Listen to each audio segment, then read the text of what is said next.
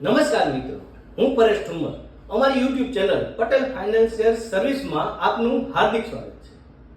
Mutual ફંડમાં SIP કઈ રીતે કરી શકાય?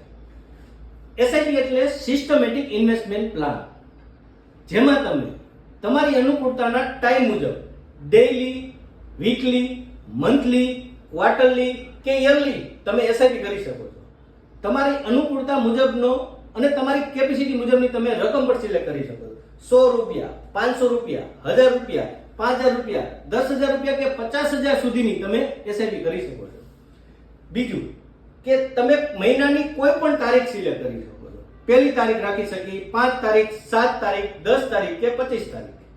દાખલા તરીકે તમે 5000 ની SIP સિલેક્ટ કરો છો અને 5 ફંડ સિલેક્ટ કરો છો, 1000 ના 5 ફંડ, તો તમે કોઈમાં એક ડેટ પણ રાખી શકો છો અને અલગ અલગ ડેટ પણ રાખી શકો છો.